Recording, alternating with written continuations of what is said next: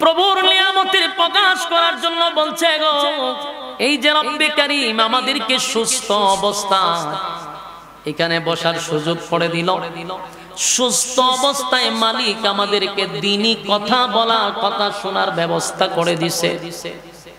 এটাকে আল্লাহর বড় নিয়ামত না? আপনি আমার মতো কত মানুষ নরসিংদী সদর হসপিটালে গিয়া দেখেন, কত মানুষ পা ভাঙা, হাত ভাঙা, মাথা ফাটানো, চোখে সমস্যা, কিডনিতে সমস্যা, পেটের সমস্যা, বুকে সমস্যা, হাড়ের সমস্যা, কত রোগে আক্রান্ত হইয়া বেডে শায়িত। আর আমার মালিক আপনারে আমারে সুস্থ অবস্থায় দ্বীনি একটা মজলিসে বসাইয়া মালিকেরই কথাগুলি শোনাইবার সুযোগ করে দিছে। এর থেকে বড় নিয়ামত আর কি হতে পারে?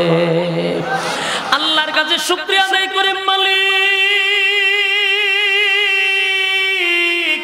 এত বড় নিয়ামত দিছ গো, এত বড় নিয়ামত দিলা, এত বড় নিয়ামত দিলা। আমার মালিক চাইলে আমারে হাত পা ভেঙ্গে হসপিটালের বেডে শোয়া রাখতে পারত।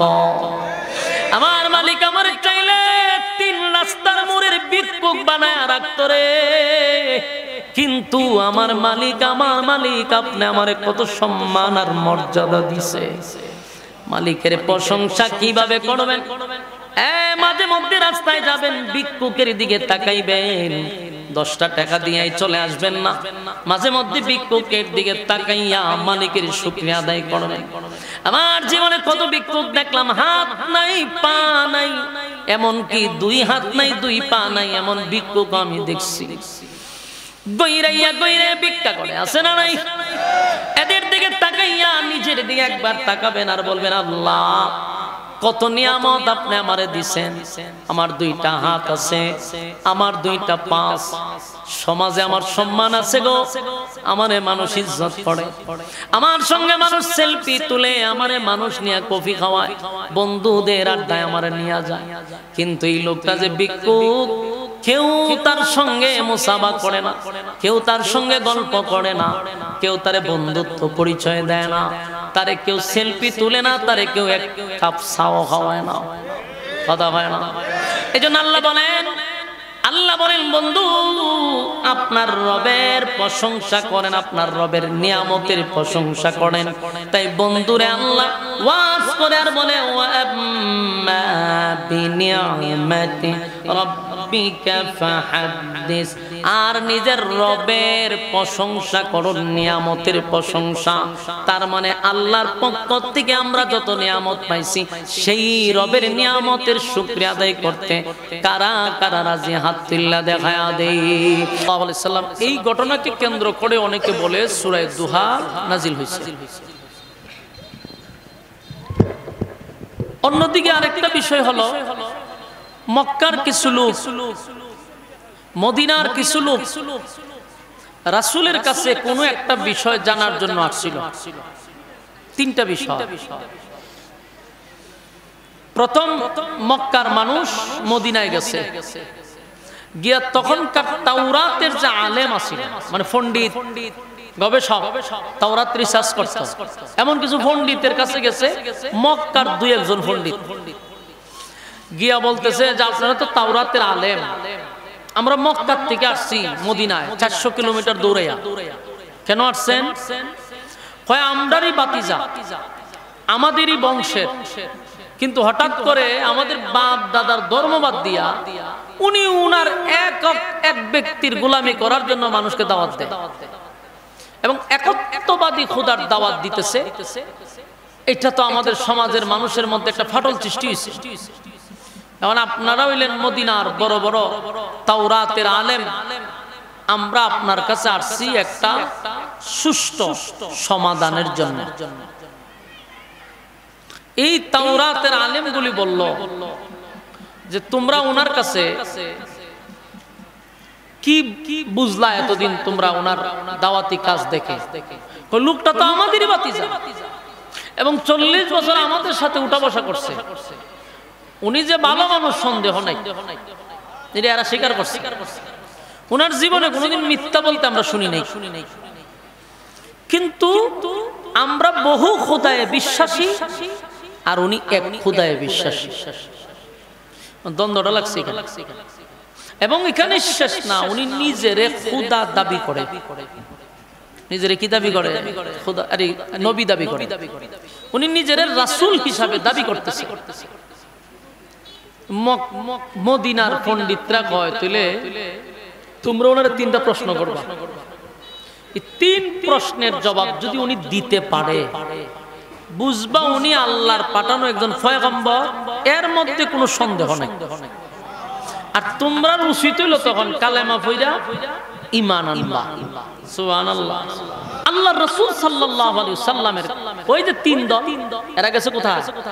মদিনায় গেছে বিশেষজ্ঞদের কাছে। কারণ এরা বহু চেষ্টা করছে রাসূলের সাথে কথা দিয়া পারে না। মদিনা মক্কার মানুষ যত বড় বড় পণ্ডিত আছে আর যত বড় বড় বিজ্ঞ আলেম ছিল মক্কা, সব রাসূলের সামনে কথা বলতে, কিন্তু কথার মাইরে পারে না। সুবহানাল্লাহ। এরা দুনিয়ার জাগতিক এলেম অর্জন করে আর আল্লাহ প্রদত্ত এলেমের কাছে কথা বলা সম্ভব কথা হয় না। দেখবেন আমরা বাংলাদেশে অনেক লোক আছে যারা দেশ বিদেশ লেখাপড়া করছে, উচ্চ ডিগ্রির জন্য বাহিরে গেছে, এত অর্জন তা, কিন্তু আমাদের বিজ্ঞ একজন আলেমের কাছে বসায় দেন, এ 1-2 ছাত্র, আল্লাহর কসম করে বলি কথা দিয়ে পারবে না। কারণ এটা আল্লাহ প্রদত্ত এলেম আর এটা দুনিয়ার মানুষের বানানো এলেম। বেশ কম আছে। তো সম্মানিত সুধী, রাসূল সাল্লাল্লাহু আলাইহি সাল্লামের সাথে এরা কোনো ভাবেই কথা দিয়া পারছে না। শেষে কয় আমরা শিখে আরো বিজ্ঞ লোক লাগবে। তখন এরা গেছে মদিনায় পণ্ডিতদের কাছে। পণ্ডিতরা কয় কোনো কিছু বলার দরকার নাই, তিন প্রশ্নের জবাব যদি দিতে পারে বুঝবা উনি 100% আল্লাহর পয়গম্বর, আর তোমাদের উচিত কালেমা পড়ে মুসলমান হওয়া। সুবহানাল্লাহ। বলছে কারা জানেননি? ইহুদিরা, তাওরাতের আলেমরাই কথা বলছে। উনি তিন প্রশ্ন লই আর মক্কায় আইছে, আয়া রাসূলের সামনে বসছে। বইয়া প্রথম মিষ্টি কথা কইছে, কইছে মুহাম্মদ তুমি তো আমাদেরই বাতিজা, আমাদেরই রক্ত, তা আমরা তোমার কাছে আসছি একটা বিষয় জানার লাগি। যদি তুমি আমাদেরকে এটা সঠিকভাবে সমাধান দিতে পারো তে আমরাই তো কালেমা পড়ে ঈমান আনব। সুবহানাল্লাহ। কি দুষ্ট লোকের মিষ্টি কথা! অতিরিক্ত মিষ্টি মিষ্টি যারা কথা কয় সমস্যা আছে। তো রাসূল সাল্লাল্লাহু আলাইহি সাল্লামের কাছে এত সুন্দর করে কইছে যে আমরা আর তুমিই তো, অসুবিধা কি? তিনটা প্রশ্নের উত্তর দিতে পারলে আমরা যা বুঝার বুঝছি, আমরা কালেমা পড়ে মুসলমান হয়ে যাব। রাসূল চিন্তা করলো যে আমার কাছে আইছে সবটি হলো মক্কার মাথা, এরা যদি দিন গ্রহণ করে তে দিনের দাওয়াত দিতে আমার আর কোনো সমস্যাই নেই। রাসূলের টাকা আপনারা প্রশ্নটা কি তা কোন প্রশ্ন? প্রথম প্রশ্ন হইল রূহ সম্পর্কে। রূহ কারে কয়? কেমনে কিভাবে বানাইছে? 2 নম্বর প্রশ্ন হইল এই পৃথিবী একজনের রাজত্ব করছে, উনি সূর্য যেদিকে উঠে ওই জায়গা পর্যন্ত গেছে, সূর্য যেখানে অস্ত যায় সেখান পর্যন্ত গেছে। এক কথা মাসরিক থেকে মাগরিব পর্যন্ত উনি দৌড়ছে একটা গুড়া দিয়া। এই বাদশার নামটা বলবেন। আর 7 জন যুবকের গল্প আমাদেরকে জানাইতে হবে। 7 জন যুবক কেন তারা গুহার ভিতরে ঢুকছিল এবং কত বছর এরা গুহার ভিতরে জীবিত ছিল এটা আমাদেরকে জানাবে। এই 3টা প্রশ্ন করছে। রাসূল বলছে ঠিক আছে আপনারা আগামী কালকে আইসেন, আমি এটা বইলা দিই। রাসূলের ধারণা হলো সকালে জিবরাইল আসে, বিকালে জিবরাইল আসে। তো জিবরাইলকে 3 প্রশ্নের উত্তর বইলা দিলে জিবরাইল আমারে জানাই দিব, আমি তাদেরকে জানাই দিব। তো রাসূল সাল্লাল্লাহু আলাইহি সাল্লাম বললেন আপনারা আগামী কালকে আইসেন। এরা সব গেছে গা, কিন্তু জিবরাইল এদিন আর আসেই না। পরের দিন মক্কার মানুষ আবার আসছে। আয়া আব্দুল্লাহর পুত্র মুহাম্মদ আমরা তো আজকে আসছি, তুমি তারিখ দিছো আমরা প্রশ্নের উত্তরটা জানার জন্য। রাসূল কয় আজকে হবে না, আগামী কালকে আসেন। এদিনও জিবরাইল এসে, পরের দিন আসছে, পরের দিনও কয় আগামী কালকে আসেন, এদিনও জিবরাইল আসে না। মানে জিবরাইল আর এখন আসেই না। 1 সপ্তাহ হয়ে গেছে জিবরাইল আর আসে না। আচ্ছা কোন তো দেখি আপনার মসজিদের যে ইমাম সাহেব মনে করেন আপনার এলাকার কিছু গণ্যমান্য ব্যক্তি গেছেন হুজুরের কাছে, হুজুর একটা ফতোয়া এটা একটু বইলা দেন। তো হুজুরে বলছে যে আগামীকাল কাইছেন, তার মানে হুজুরে রাত্রে একটু মোতালা করে দেখবো কিতাবাদি গাইডটা, কারণ সবকিছু তার মাথার থাকে না, দেখে বলতে হবে, একটু মোতালা করতে কইছে যে আপনি কাল কায়েন জুম্মার দিন। কাল কায়েছেন ইমাম সাহেব জিজ্ঞেস, ইমাম সাহেব আরে আমি তো আসলে দেখতে পারছি না, আপনি আগামীকাল কাইছেন। এক সপ্তাহ পর্যন্ত যদি আপনারা আপ ডাউন করে আপনি কি করবেন? আপনি পরের দিন গিয়ে দোকানে বয়ে বইয়া হুজুরের বদনাম করবেন যে দূর দূর দূর কি এর ইমাম সাহেব রাখছে বেটার এলেম বলতে নাই, এক সপ্তাহ দূরে যাইতে যেটা ফতোয়া আছে গাইতে বেটা আমারে উত্তরই দিতার না, কি এর ইমাম সাহেব কইবেন নি? মাঝে বাবা কোন বুঝে আপনারা আল্লাহর ওলি, আপনারা যে কি আল্লাহর ওলি এটা আমি জানি, মুসল্লি কত প্রকার কি কি আমরা ইমামতি হইছি, অভিজ্ঞতা আছে। ওই দোকানে বইবেন আর বদনাম করবেন, হারলে 5 টাকা দা বাড়াতে গিয়ে উগানো কুতুর বদনাম করে আবার আইবেন, আরেকদিন 5 টাকা দিয়ে আরেক জায়গায় যাবেন, উগানো গিয়ে বদনাম করে আইবেন। ইমাম সাহেব তো বদনাম করতে মজা। ঠিক এই কাজটাই করছে মক্কার মানুষেরা, এরা জায়গায় জায়গায় গিয়ে নবীর বিরুদ্ধে সমালোচনা করতেছে। দেখছ প্রথমেই কইছিলাম উনি আমরার বাপ দাদা ধর্মটারে ডুবাই দিছে, উনি 3 প্রশ্নের জবাব দিতেছেন, উনি কোনো নবী টবি না, নাউজুবিল্লাহ। গোটা মক্কা নগরীতে আল্লাহর পয়গম্বরের বিরুদ্ধে একের পর এক যখন সমালোচনার ঝড় বয়ে গেল, চতুর্দিক দিয়া শুধু সমালোচনা। কারা সমালোচনা করে? বেশিরভাগ নবীর কাছের লোকগুলা নবীর বদনাম করে, সমালোচনা করে। নিজের মানুষগুলা, কাছের মানুষগুলা সমালোচনা করে, বলা বলি করতে লাগলো। মুহাম্মদের কাছে 3টা প্রশ্ন নিয়ে গেছিলাম, পারলো না 3টা প্রশ্নের জবাব দিতে। এই জন্যই তো আমরা বলি যে উনি পয়গম্বর হতে পারে না, উনি কোন নবী টবি না, আমাদের বাপ দাদার ধর্মটারের মধ্যে সুনখালি মারছে। সারা দেশ মক্কা নগরীতে সমালোচনার ঝড় বয়ে গেল। অন্যদিকে জিব্রাইল আসে না, জিব্রাইল আসে না। যেখানে সকাল বিকাল জিব্রাইল আসতো, ঠিক সেখানে জিব্রাইল আজকে সপ্তাহ চলে যায়, আসে না। মানুষ বলা বলি করতে লাগলো, এই আব্দুল্লাহর পুত্র মুহাম্মদের খোদা মুহাম্মদকে ভুলে গেছে, ভুলে গেছে। নাউজুবিল্লাহ। কান্নাকাটি শুরু করে দিছে আল্লাহর পয়গম্বর। নবীও চিন্তায় পড়ে গেল, কিরে সকাল বেলা জিব্রাইল আসতো, বিকাল বেলা জিব্রাইল যেখানে আসতো, আজকে সপ্তাহ চলে যায় রে, জিব্রাইল কেন আসে না? নবীজিও চিন্তিত,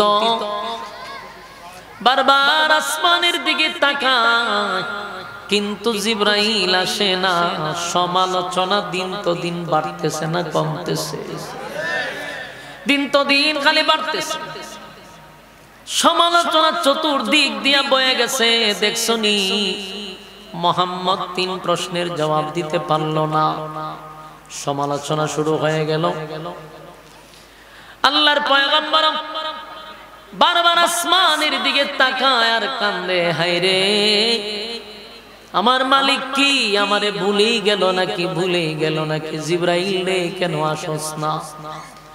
কোন জায়গায় লেখছে 40, কোন জায়গায় লেখছে 15 দিন, কোন জায়গায় আসছে 1 সপ্তাহ পর্যন্ত আয়াত নাজিল হয় না, ওহী আসে না, জিব্রাইলও আসে না। সমালোচনা ঝড় বয়ে গেল। কোনদিন পয়গম্বর সারাদিন তাকায়া থাকে, আসমানের দিকে তাকায়া থাকে, জিব্রাইল নিয়ে আসে, কিন্তু জিব্রাইল আসে না।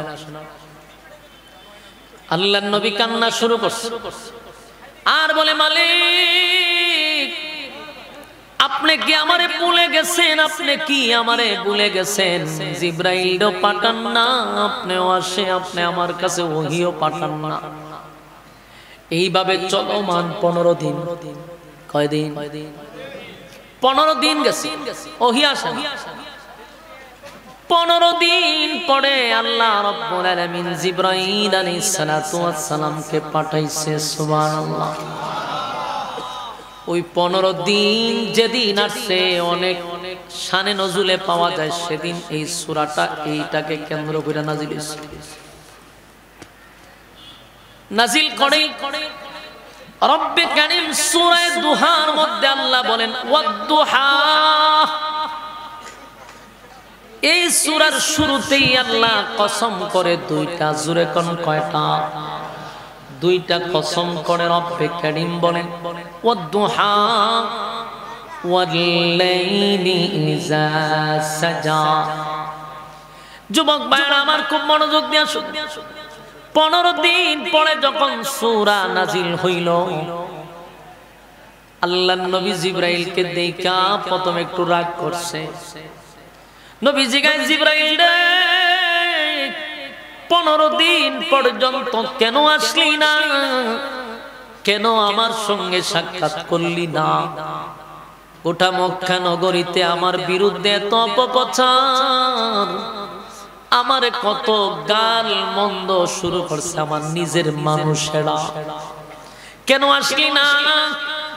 জিবরাইল কয়, হাবিব ইচ্ছা করে তো আমি আসি নাই, আমার মালিক আমারে আসতে দেয় নাই। সুবহানাল্লাহ। আমি অনর্থক নিজের থেকে আপনার কাছে আসা বন্ধ করি নাই গো নবী, আমার আল্লাহ আমার নিষেধ করছে আমি যেন না আসি। আল্লাহর নবী বলেন, জিবরাইল রে কেন রে আমার মালিক তোরে আসতে নিষেধ করলো? আমার আল্লাহ কি আমার প্রতি রাগ করছে? আমার মালিক কি আমারে বইলা গেল?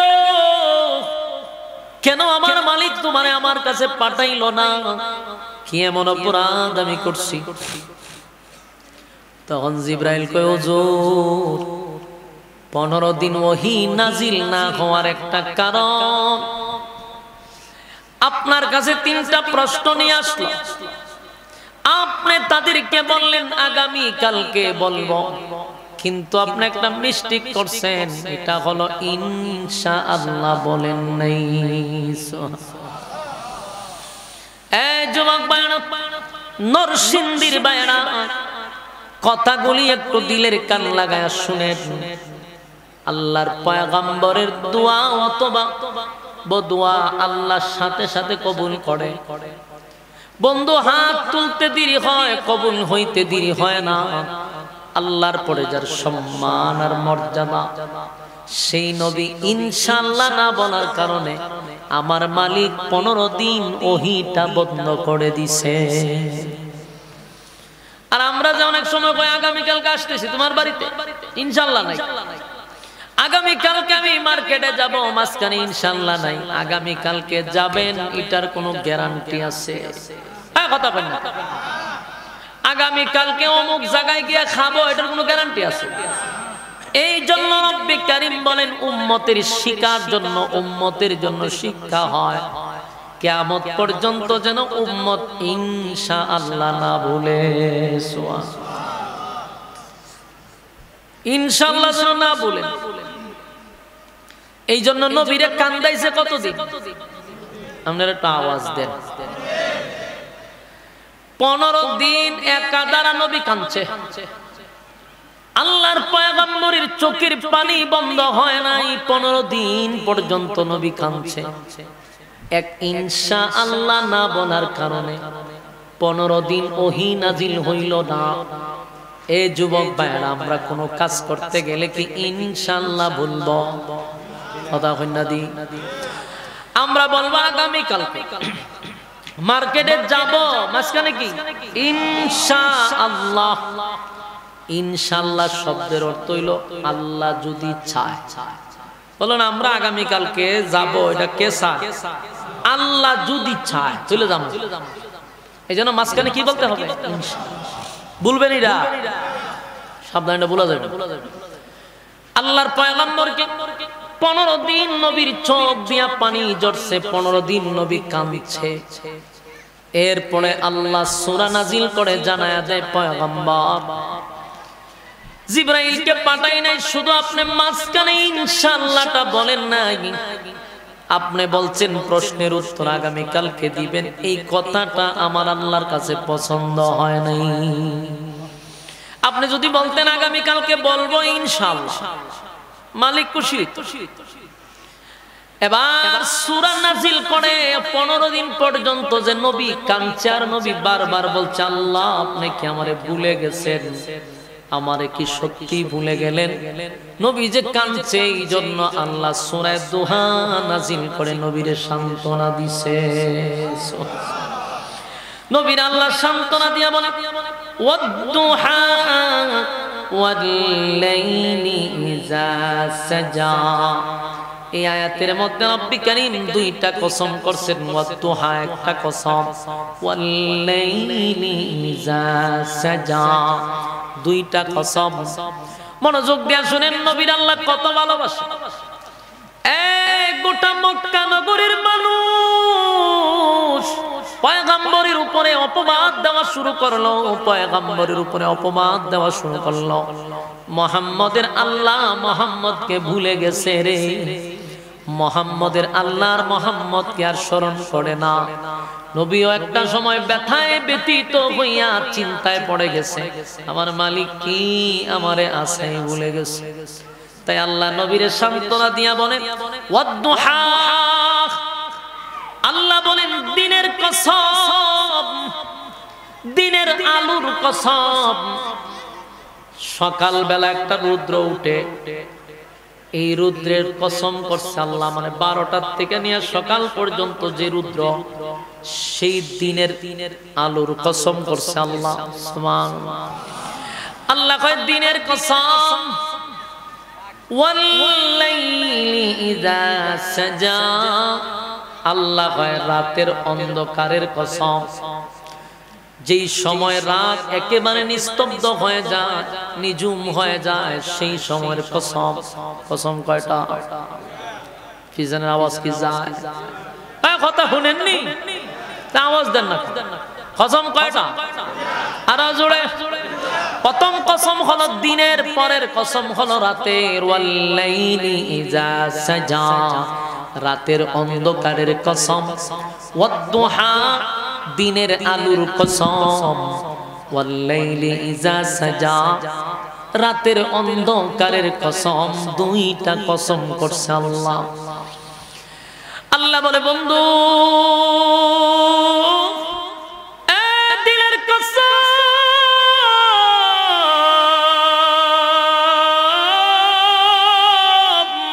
রাতের কসম গো, আমি আল্লাহ দুইটা কসম করে বলি মা ওয়াদ্দাকা রাব্বুকা ওয়া মা ক্বালা। আপনার রব আপনাকে ভুলে নাই, ভুলে নাই, ভুলে নাই। আপনার উপরে অসন্তুষ্ট হয় নাই, আপনার উপরে অভিমান করে নাই। জোরে কোন সুবহান। আল্লাহ দুইটা কসম করে বলি ওয়াদ-দুহা, দিনের কসম, ওয়াল-লাইলি ইযা সাজা, রাতের কসম। মা ওয়াদ্দাকা রাব্বুকা ওয়া মা ক্বালা। তোমার রব তোমাকে কখনো ভুলে যায় নাই, তোমার প্রতি তোমার রব কখনো সন্তুষ্ট হয় নাই। আমি রব আগে যেমন ছিলাম তোমার প্রতি, এখনো তেমনই আছি, ভবিষ্যতে এমনই থাকবো। সুবহানাল্লাহ। তার মানে বেঈমানরা যে অপবাদ দিল পয়গম্বরকে, যে মুহাম্মদকে ভুলে গেছে, তার মালিক আল্লাহ কয় না, দুইটা কসম করে বলছি আমি আপনাকে বলি নাই, বলবো না। কেন বলবো? আমি আপনাকে কেন বলবো? আল্লাহ রাব্বুল আলামিনের পরে বলেন ওয়ালাল আখিরাতু খায়রুল লাকা মিনাল উলা। এখানে আল্লাহ বলেন নিঃসন্দেহে তোমার জন্য পরবর্তী যুগের চেয়েও ভালো অবস্থা হবে। সুবহানাল্লাহ। আপনার অবস্থা, আল্লাহ কয় ওয়ালাল আখিরাতু খায়রুল লাকা মিনাল উলা, এখনের যুগের থেকে, মানে বর্তমানের চেয়ে ভবিষ্যতের যুগ হবে এর চেয়ে বেশি ভালো। সুবহানাল্লাহ। শুনি আল্লাহ তার বিপরীত বলতেছে, কথা বলেন। আল্লাহ প্রথম কয় ওয়াদ-দুহা, দিনের কসম, ওয়াল-লাইলি ইযা সাজা, রাতের কসম। মা ওয়াদ্দাকা রাব্বুকা ওয়া মা ক্বালা, আপনার রব দুইটা কসম করে বললাম আমি আপনারে ভুলি নাই, ভুলবো না, ভুলতে আমি পারি না। এখানে ওয়াদ-দুহা দিয়া দিনের আলোর কসম বুঝাইছে, ওয়াল-লাইলি ইযা সাজা রাতের অন্ধকার বুঝাইছে। কিন্তু তাফসীরের মধ্যে আরো দুইটা ব্যাখ্যা আছে। শুধু দিনের কসম নয়, ওয়াদ-দুহা দিয়া নবীকে আল্লাহ বলেন ওয়াদ-দুহা আপনার সুন্দর চেহারার কসম। জোরে কোন সুবহানাল্লাহ। আল্লাহ ওয়াদ-দুহার ব্যাখ্যা করছেন দুই রকম। একটা হলো ওয়াদ-দুহা আপনার চেহারা সুন্দর উজ্জ্বল চেহারার কসম। আল্লাহ তার নবীর চেহারার কসম করছে। ওয়াল-লাইলি ইযা সাজা এই আয়াতের অর্থ করছেন নবীর কালো চুলের কসম। সুবহানাল্লাহ। কত সুন্দর চেহারা হইলে পড়ে ফুলা বানাই না দেখেন খেলবার লাগে আমার স্টেজ হলো এবারে নিতে পারেন। আপনারা কোনো ভলান্টিয়ার নাই কেন? ওয়াল-লাইলি ইযা সাজা এটা শুধু রাতের অন্ধকার বুঝাইছে না, নবীর চুলের কসম করছে, চুলের কসম। একটা বার আপনারা চিন্তা করে দেখেন, যেই নবীর চেহারার কসম করছে আল্লাহ নিজে, সুবহানাল্লাহ বাড়ি দিয়া বলি, যেই নবীর চুলের কসম করছে আল্লাহ নিজে, তাহলে চেহারা কত সুন্দর। সুবহানাল্লাহ বাড়ি দিয়া। যেই নবীর চেহারার কসম করছে আল্লাহ, আপনার উজ্জ্বল চেহারার কসম নবী, আপনার চুলের কসম, চুলের কসম। ওয়াল-লাইলি ইযা সাজা আপনার চুলের কসম, মানে নবীর চুলগুলো ছিল কালো। অন্ধকারের কসম বুঝাইতে গিয়ে নবীর কালো চুলের কসম করছে আল্লাহ। দুইটা কসম করে বলেন মা ওয়াদ্দাআকা রাব্বুকা ওয়া মা ক্বালা। আপনার রব আপনারে ভুলে নাই, ভুলবেও না। আপনার রব আপনার প্রতি অসন্তুষ্ট হয় না। এবং আল্লাহ বলেন ওয়ালাল আখিরাতু খায়রুল লাকা মিনাল উলা। নিঃসন্দেহে তোমার জন্য পরবর্তী যুগটাই হবে এখনকার যুগের চেয়ে আরো ভালো, আরো উন্নত। জোরে কোন সুবহানাল্লাহ। ওয়ালা সাউফা ইউতিকা রাব্বুকা ফাতারদা। এখানে আল্লাহ বলেন আপনার রব আপনাকে শীঘ্রই আপনাকে খুশি করবে। দেখেন পুরা সূরাটাই কিন্তু নবীরে আনন্দ দেওয়ার জন্য নাজিল করছে। কথা কয় না? 15 দিন পয়গম্বর আসমানের দিকে তাকায়া থাকতো, জিবরাইল কেন আসে না? মক্কার মানুষ আমার নবীরে কত গালমন্দ করছে, কত সমালোচনা নবীর বিরুদ্ধে করলো রে। কিন্তু আল্লাহ সূরা দুহা নাযিল করে আমার নবীর কি পরিমাণ খুশি করছে। কয় ওয়ালা সাউফা ইউতিকা রাব্বুকা ফাতারদা। আপনাকে আমি খুশি করব, এমন খুশি করব আপনি নিজেই আমার দেওয়া দেখে আপনি নিজেই খুশি হবেন। আপনাকে আমি দিতেই থাকব এবং খুব শীঘ্রই আপনাকে আমি খুশি করে দিব। সুবহানাল্লাহ। এখন আল্লাহ কি খুশি করবেন? শীঘ্রই। তাফসীর কারকরা বলেন এটার অনেক কারণ। একটা হলো মক্কা বিজয়, 2 নাম্বার হলো পয়গম্বর উম্মতের জন্য দোয়া করছিলেন, এটা হয়তো আল্লাহ কবুল করছে। অনেকগুলা কারণ এখানে তুলে ধরছে। ওয়ালা সাউফা ইউতিকা রাব্বুকা ফাতারদা।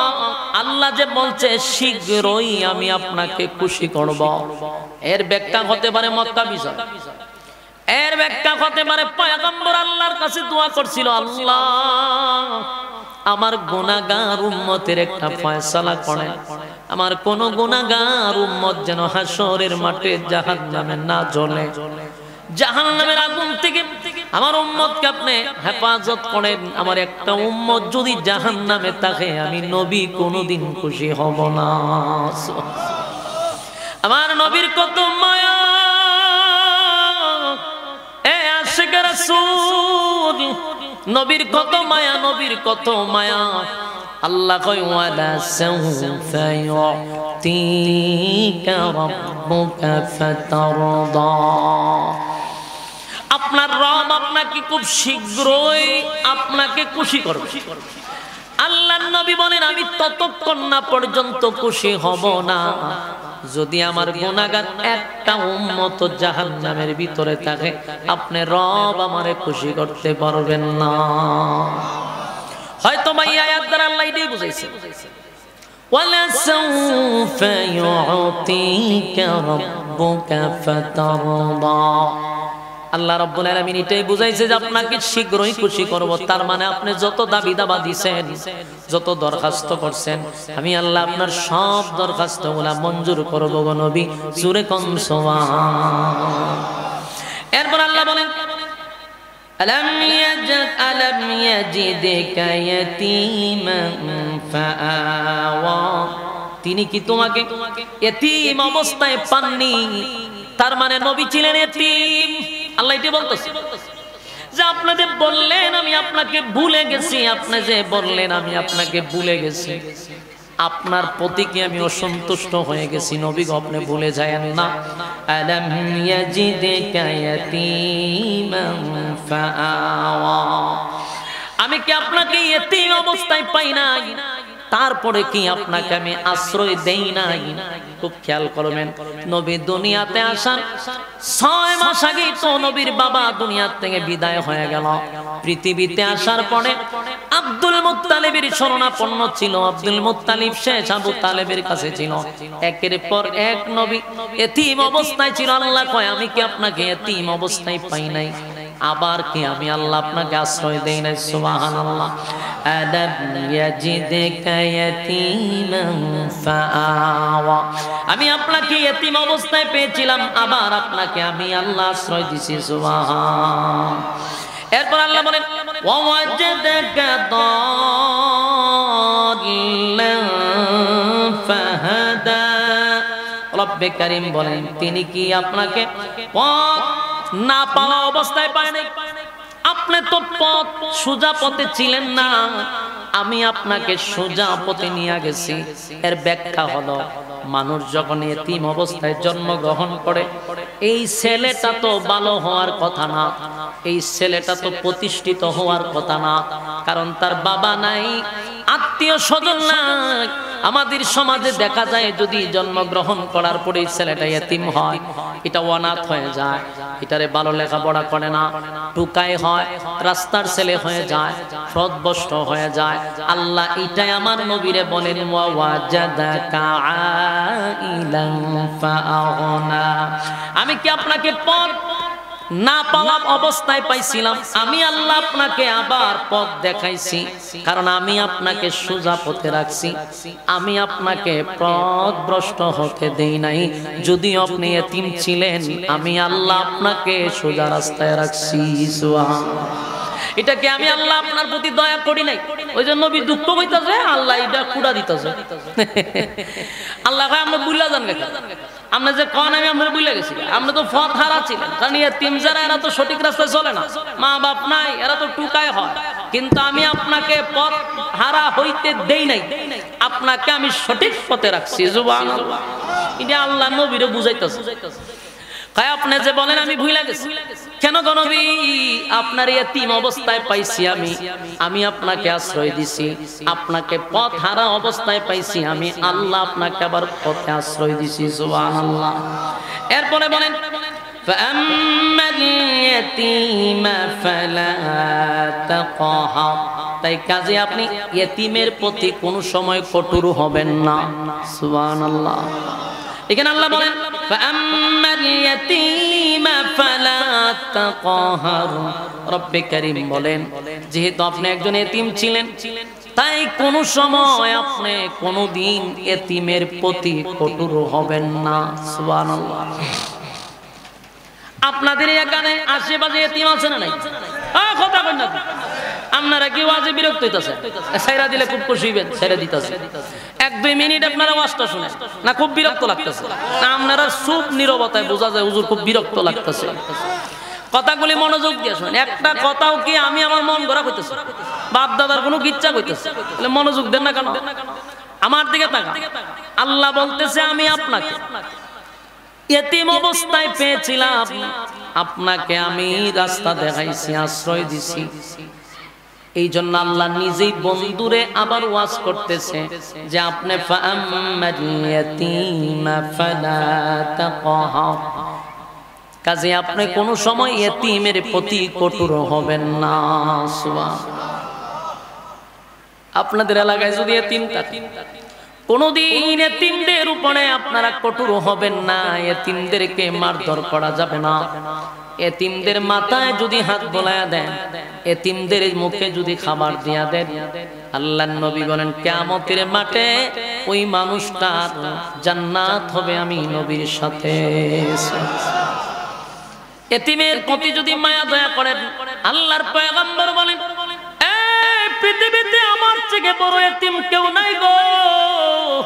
জীবনে কোনোদিন বাবার চেহারাটা দেখি নাই, দুনিয়ায় আসার কিছুদিন পরে মাও হারাইলাম, দাদাও হারাইলাম, কেউ নাই নবীর কেউ নাই। আল্লাহ বলেন তাই আপনাকে আমি ওয়াজ করতেছি ফাআম্মাল ইয়াতীমা ফালা তাকহার, আপনি এতিমের প্রতি কঠোর হইবেন না, এতিমের প্রতি কঠোর হইয়েন না। এরপর আল্লাহ বলেন ওয়া আম্মাস সাইলা ফালা তানহার, এবং প্রার্থীতে তিরস্কার করবেন না। তার মানে আপনার সাথে যারা চলবে, আপনার সাথে যারা উঠা বসা করবে, আপনার সহপাঠী, আপনার আত্মীয় স্বজন, তাদের সঙ্গে আপনি কোনো সময় খারাপ আচরণ করবেন না, তাদেরকে তিরস্কার করবেন না। আপনার সাথে চলাফেরা করে, উঠা বসা করেন, আপনাদের নরসিংদী বাজারে একই সাথে উঠা বসা করেন, আপনি একটু ভালো অবস্থানে আছেন, সে একটু দুর্বল, তারে দেখলে তিরস্কার করা।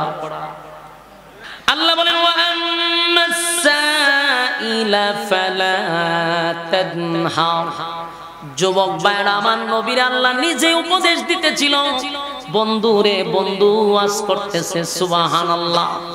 বন্ধুরে বন্ধু ওয়াজ করে, বন্ধু ইয়েতিমের প্রতি আপনি কঠোর হইয়েন না, মানুষের প্রতি তিরস্কার কইরেন না। এই ওয়াজ নবীরে করছে, তার মানে আমরারে করছে না, আমরা করছে না, বিশেষ করে নরসিংদীর মানুষরা তো করতোই না। আল্লাহ চিঠি দিকে আপনারা শিকার হইয়ান না, ঘটনা কি? এই ওয়াজ কারে করতেছে? নবীরে। তার মানে কিয়ামত পর্যন্ত সমস্ত উম্মতরে, কথা কয়, সমস্ত উম্মতি মুহাম্মদীরে আল্লাহ ওয়াজ করতেছে, গরীব এতিমদের প্রতি কঠোর হইও না। এবার মানুষের প্রতি তিরস্কার করা যাবে না। আমি ভালো অবস্থানে আছি আর সে একটু নরমালে আছে, আমার সম পরিমাণ না, এজন্য তারে দেখলেন টিটকারি করব, তারে তিরস্কার করব, এটা করা যাবে না। আমার আল্লাহ আমার নবীর ওয়াজ করে, সুবহান।